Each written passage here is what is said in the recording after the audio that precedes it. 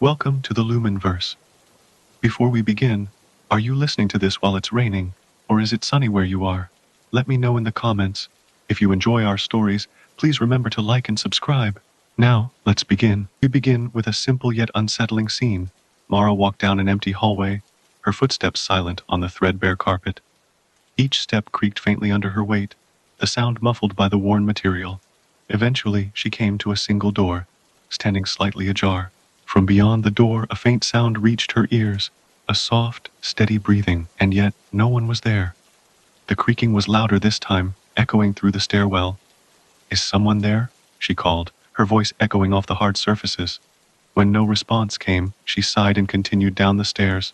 But from that day onward, whenever Mara walked past the third step, her thoughts would drift back to those creaking sounds and the unsettling feeling that something was waiting for her in the dark. "Excuse me," he said, stepping back into the office.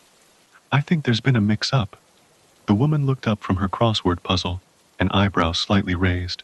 "How's that, darlin'? I can't find room 6A, Daniel explained, wiping them from his face. The woman looked puzzled but then chuckled softly. "Oh, I'm so sorry, hon. That room's been out of commission for a few months now." "Out of commission?" Daniel repeated, confused. "What happened?" The woman leaned back in her chair, a touch of nostalgia in her eyes. "Well, the last person to stay in that room had an odd experience. She left quite abruptly, in the middle of the night." The faintest sense of unease crept over Daniel, but he brushed it off, attributing it to the strange hour and the rain. What kind of experience? The atmosphere in the room thickened with dread as Daniel listened to the strange voice. A heavy sense of unease settled in his chest. As the breathing grew louder, Daniel's eyes flickered to the suitcase. It was quivering now, as if whatever was behind it was shifting, pushing against the leather. "What?" Daniel started to speak, his fingers clutching the phone tightly. "Shh." The voice hissed, the sound sharp and urgent. "Just wait." Every muscle in his body tensed as the breathing grew louder, more labored, and the suitcase trembled more violently. Something was definitely moving behind it, and it sounded like it was getting closer. Daniel felt frozen in place, his heart hammering in his chest. He couldn't move, couldn't turn and run. All he could do was wait for the mysterious voice on the phone to give him some sort of instruction. Finally, after what felt like an agonizingly long moment, the man spoke again. Now, Miles drove on, the road a slick mirror of rain and asphalt, his headlights carving a bright path through the darkness. But the image of the man in the field lingered in his mind. The way he stood so still, his wide hat dark and wet in the rain, and the slow, deliberate motion of his head as he turned to watch the car pass. It sent chills down Miles' spine. Miles tried to brush off the unease that the strange sight had stirred in him. "Just a scarecrow," he muttered to himself, trying to convince his mind to calm down. But the image of that still figure, standing alone in the rain, stuck with him. The way the man's head had turned, so slowly and deliberately, it didn't seem like something a scarecrow could do. It was nothing, he told himself, just a farm worker in the field. His heart sank at the cashier's words. The image of the man in the wide-brimmed hat took on a new, sinister tone. If the farms had been empty for decades, that meant the figure he had seen, the one with the slow, deliberate movements and the dark smile, was no ordinary farm worker. "Him?" Miles asked, his voice barely a whisper. Who is he?" The cashier's expression darkened, and he leaned in closer, as if whispering a secret. "Folks around here call him the hitchhiker because they say he used to wander these roads, hitching rides with unlucky folks." Miles felt his entire body go cold, his skin prickling with goosebumps. And did anyone ever pick him up? Miles' heart raced, his breathing shallow and quick. The thought of rolling down the window was both horrifying and oddly tempting. He slowed the car to a crawl as he approached the side of the road. The lone figure stood there, still and silent, staring at him with an intensity that felt almost tangible. Miles' fingers twitched, yearning to reach out, to touch the brim of the hat to discover the truth. But fear held him back. The rain continued to fall as the story fades, the atmosphere hanging heavy with a mix of dread and uncertainty. The stories may have ended, but the unsettling memories they left behind lingered like a chilling echo. Marissa felt her skin prickle as she wandered among the towering shelves. The stillness of the place was eerie, as if it had been frozen in time for decades. The musty smell of old leather wafted from the spines of the countless books. and it was so quiet she could hear her own breathing, even and slow under the steady rhythm of the rain. As Marissa wandered through the stacks, she couldn't help but notice the strange lack of titles across the spines. Each book looked as though it had been stripped of its identity, their blank covers staring back at her like empty eyes. Curious, she opened a random book and was met with an unsettling sight. Instead of pages lined with text, she found page after page of photographs. What are these? Marissa asked, her voice barely above a whisper. Marissa stood outside, bewildered and soaked from the rain. The strange library and its unsettling photographs a distant memory now. The two boarded-up shops stood before her, as if they'd never been anything else. She turned around, expecting to see the library's door, but all that was there was a solid wall. She rubbed her eyes, half convinced she'd dreamed the entire experience. The building, the librarian, the photographs. But how could that be when her own face had stared back at her from one of the pages? It fell, and the rain kept falling as a train rolled through the countryside. Inside, the coach was sparsely populated, the steady rhythm of the wheels on the tracks and the rain on the windows lulling most of the passengers to sleep. From a distance it would have looked ordinary, almost dull. From inside, however, it felt different. The empty seats, the dim lights, the rain-streaked windows, all of it added to an unusual loneliness. A low rumble of thunder interrupted the silence, the storm growing stronger with the passing moments. Evan shifted in his seat, stealing a quick look at the woman in the distance. She sat ramrod straight, staring at nothing in particular, her hands folded in her lap. The flickering lights illuminated her face in brief, jarring flashes. Each time the train passed beneath a streetlight, Evan noticed something unusual. The woman never blinked. Evan's heart quickened as he realized the woman had moved closer to him. Her gaze remained fixed forward. She seemed unaware of the movement, her face stoic and calm. Evan tried to convince himself it was a trick of the flickering lights and his tired eyes, but the sense of foreboding only deepened. As the train picked up speed, he fidgeted with his phone, trying to distract himself. But his eyes kept darting back to the woman, each time closer than before. Evan looked up, his heart racing, to find her now directly across from him.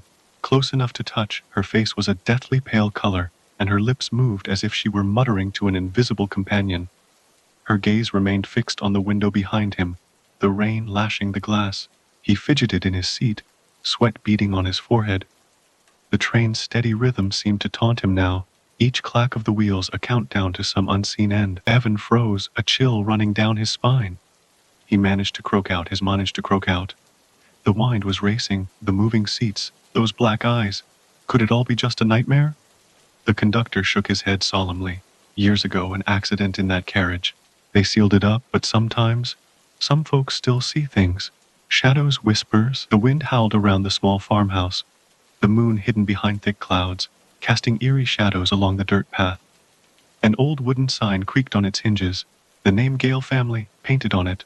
A faint rustling sounded from behind the house, like something was scraping against the door to the basement. The faint noise grew louder, a steady rhythm that made sleep impossible. Claire sat up in her squeaky bed, listening intently. It sounded like something trying to claw its way up from the basement. She shook her head, trying to convince herself it was just the old house settling, but the thought didn't bring much comfort. The more she listened, the more convinced she became. There was something down there, and it wanted out. Claire's heart pounded in her chest as the faint light from her flashlight illuminated the small space. The air was thick and damp, the smell of earth and decay filling her nostrils. She shone the flashlight around the room, half expecting to find rats or a raccoon, but there was nothing, except for the mirror, leaning innocently against the far wall. Its surface was completely caked in dirt and grime, as if it had been there for years. Claire spun around, her heart now racing faster than ever. The scratching sound was back, louder now and closer. It sounded like it was coming from somewhere behind her. She shone the flashlight around wildly, trying to find the source of the noise, but all she saw was empty darkness and scattered debris. The scratching kept on, like something long and sharp dragging across the wooden floor. Daniel's headlights cut a bright stripe through the darkness, illuminating the solitary figure at the crosswalk.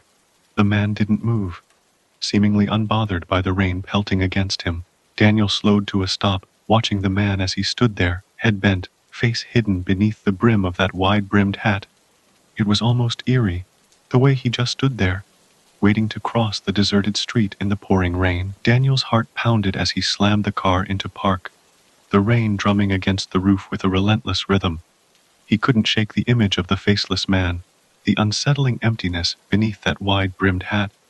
He quickly got out of the car, the rain immediately drenching him.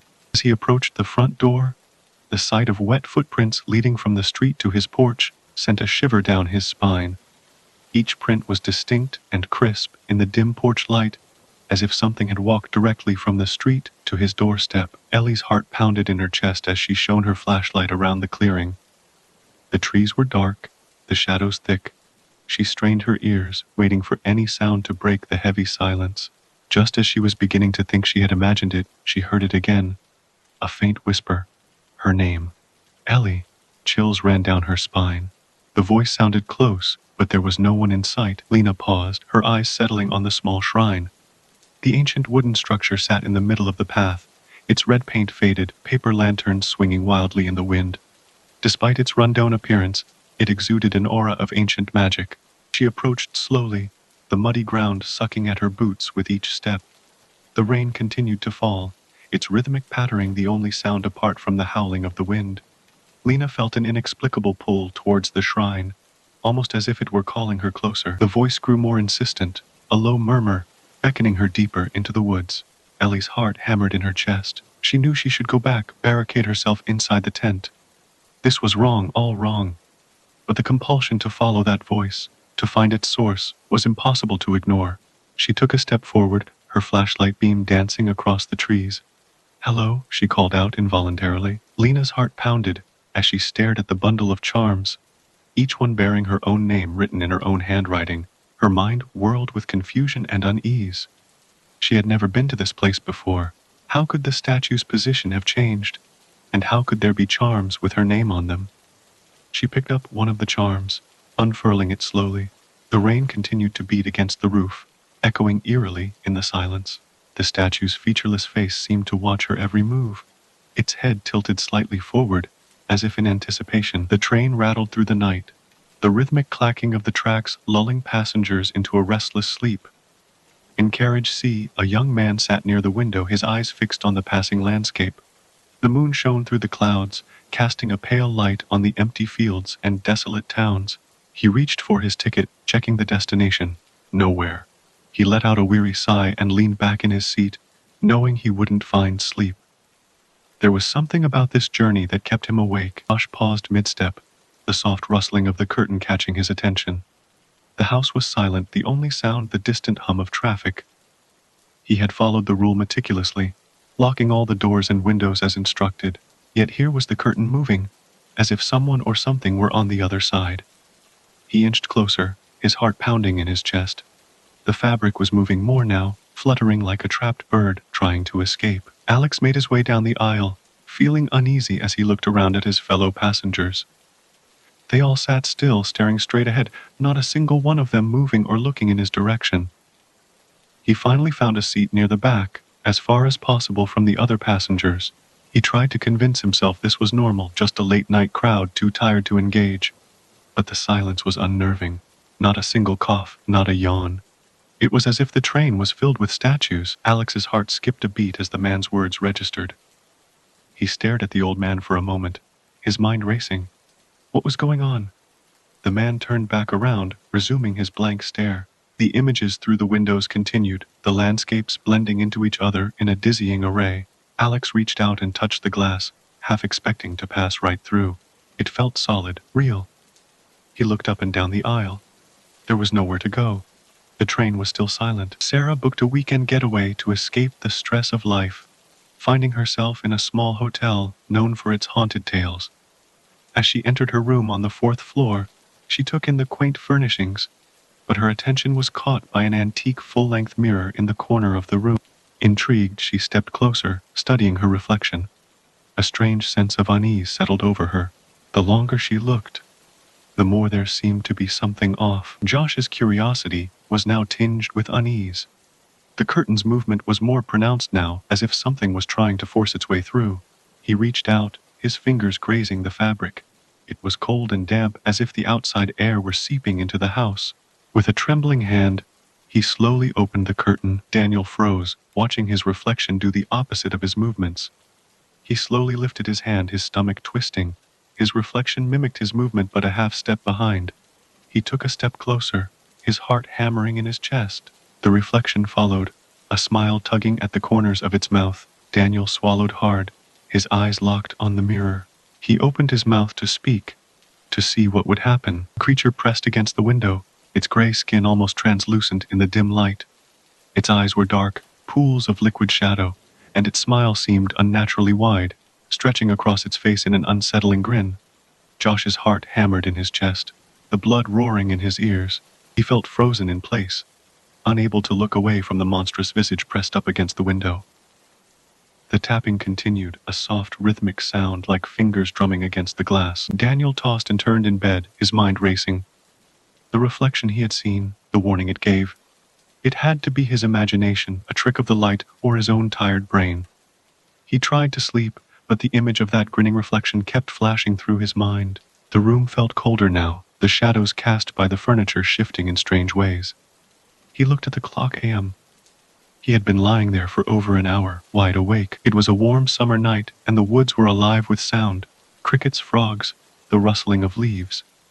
Sarah had spent the day hiking along the trails, enjoying the peaceful solitude of the forest. As she walked, she heard something in the distance. A faint voice, barely audible over the other sounds of the night. Daniel tried to speak, to scream, but his voice was frozen in his throat. He watched as the figure moved closer, each step silent on the carpet.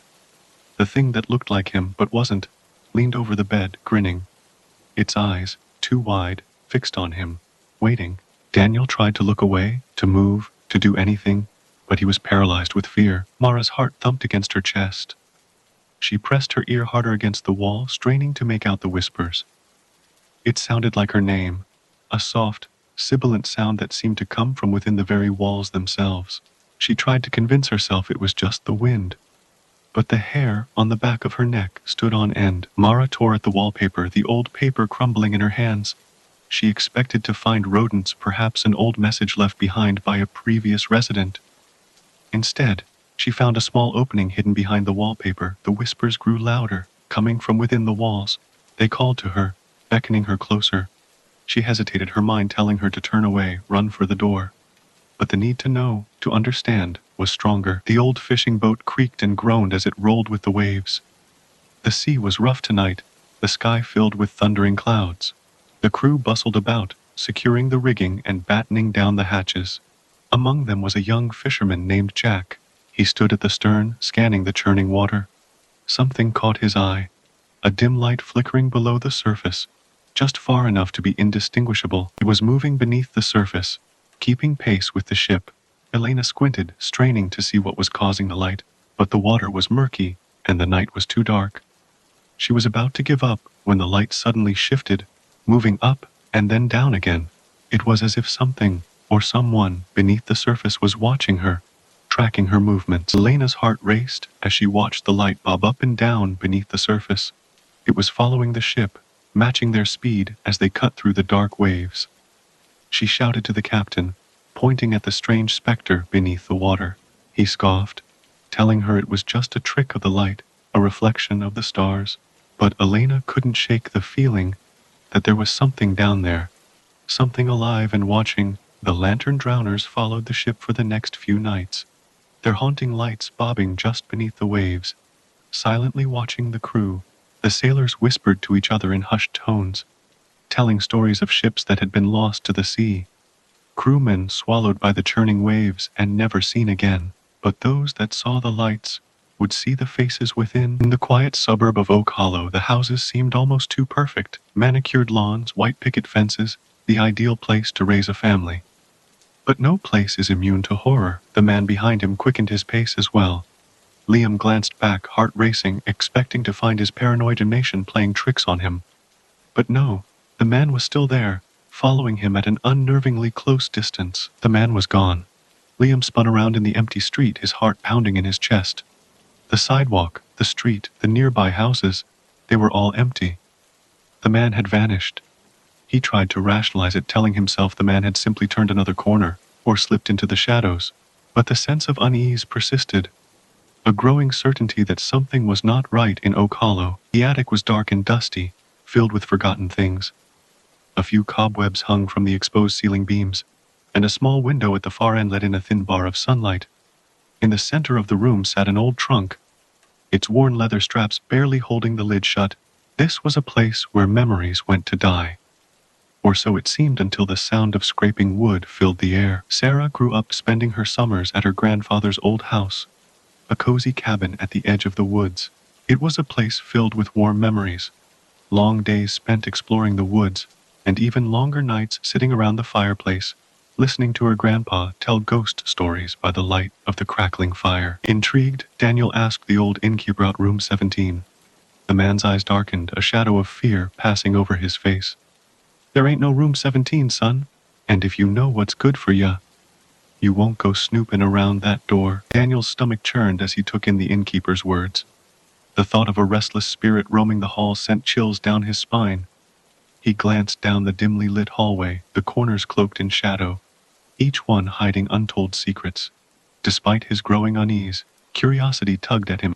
The mystery of room 17 gnawed at his mind, his eyes constantly drawn towards the numbered placard screwed to the heavy black door. Daniel sat up in bed, his heart racing. The sound of knocking filled the room, steady and relentless. He half expecting to see someone standing on the other side, but the peephole remained empty, the sound seemingly coming from down the hall. He slipped out of bed, his bare feet hitting the cold wooden floor. The knocking continued, each tap on the door like a warning, a call that begged to be answered. Rachel squinted, her heart in her throat. The figure stood at a distance, the details lost to the shadows and distance. But there was something about the shape that caused a cold shiver to run down her, something about the way it held itself that was just off. She tried to rationalize it, telling herself it was just a fallen branch or a trick of the light, but she couldn't shake the feeling that the figure was staring right at her. As she watched the figure, it tilted its head, an almost human gesture. Rachel's heart hammered in her chest. Could it see her, hidden as she was among the trees? She wanted to look away, but her gaze refused to be torn from the unsettling scene. The figure seemed to be taking a step towards her, its limbs bending in a way no human bones should bend, its limbs too long, its head tilted too far to the side.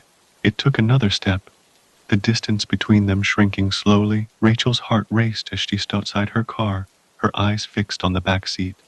There, nestled among the upholstery, were several long pine needles. They were the same needles that grew from the trees lining the hiking trail. The same needles she had never noticed before, even as she walked past them. She looked up and scanned the surrounding woods, half expecting to see the figure watching her from the shadows. But all she saw was the familiar forest, silent and still. Rachel spent the rest of the day trying to convince herself it was nothing more than a trick of her mind, a product of her overactive imagination. She tried to forget the strange figure in the woods, putting the whole encounter out of her mind. But as she went about her routine, the feeling of unease continued to haunt her. It was as if something was watching her every step, following her every move. When she finally went to bed, she could not sleep. She tossed and turned, the image of the figure playing over and over in her mind. Every time she closed her eyes, she envisioned the figure inching closer, its unnatural movements growing more pronounced. She opened her eyes, her heart racing, only to find the room quiet and still. She tried to rationalize her fears, to convince herself it was just her imagination playing tricks on her. But as she laid there, her ears strained for any sound, the silence only seemed to grow more oppressive. Suddenly, a soft tapping sound echoed from the kitchen. She froze, her heart skipping a beat. She sat up in bed and listened. The tapping continued, soft but undeniable. Each tap sent a shiver down her spine. She was torn between the desire to investigate and the primal instinct to stay in bed, to hide beneath the covers. But the curiosity was too strong. Slowly, she got out of bed, her bare feet touching the cold hardwood floor. She tiptoed across the room, each creaking floorboard sounding like a shout in the still air. As she approached the kitchen, the tapping grew louder.